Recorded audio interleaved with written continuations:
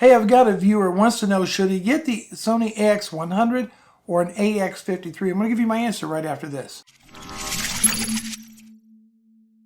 Hey, thank you so much for watching the Frugal Tech channel. On this channel, we do technology analysis, product reviews, and occasionally a tutorial.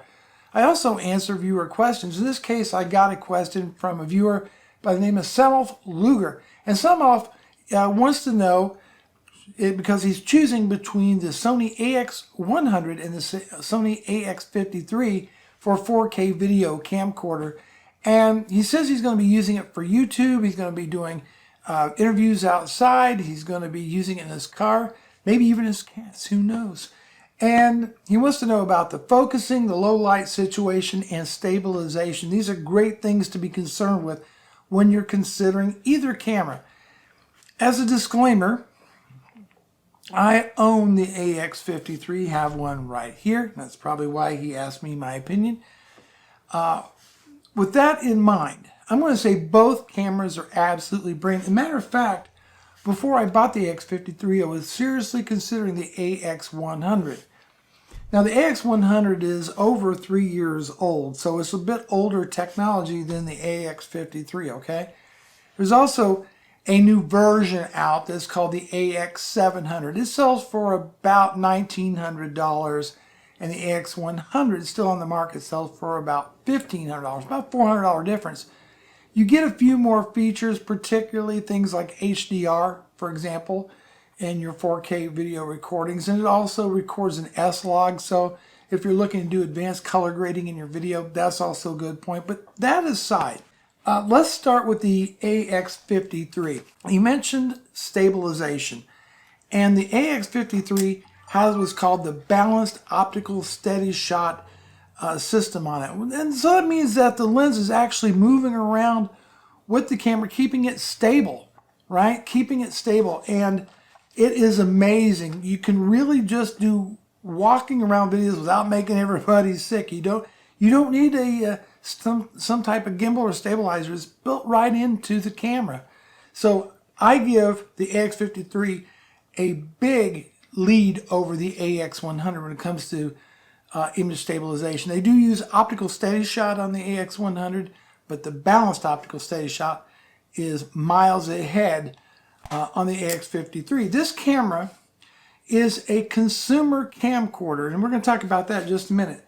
Back to the AX100, it has a large 1-inch sensor, much larger than the one on the AX53.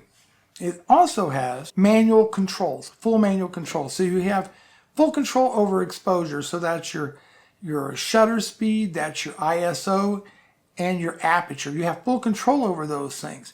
It also has built-in ND filters, which are like sunglasses for your camcorder. So when you go out on a bright sunny day, you have those already to go. With the AX53, you would have to actually buy those and put them on the front of the camera when you go outside. So the AX100 is more semi-professional camera for those that want more and demand more manual control of the camera than what the AX53 is going to provide. Now, on the AX53's side of things, other than the stabilization, you also ask about low light and focusing. Both are going to focus really fast. I would say I have the Canon 70D, which has a dual pixel autofocus, and it's like some of the best autofocus in the business. The face tracking on here is just as good, in my opinion, the dual pixel autofocus on the Canon 70D or the 80D. In other words, autofocus is not going to be a problem. It focuses fast and smooth. You won't have a problem with this on either camera. Sony does a great job with autofocus. Low light. Now, the AX100 has a full 1-inch sensor, so in theory, the AX100 should offer better low light performance than the AX53. However, what Sony did, because the prior model was called the AX33, and what they did is they enlarged the pixels on this smaller sensor, thus giving it better light gathering capabilities on those pixels. And with the aperture at its widest point of f2.0, that's not a slow lens, so it does pretty decent in low light. I've never had a real problem with it on there.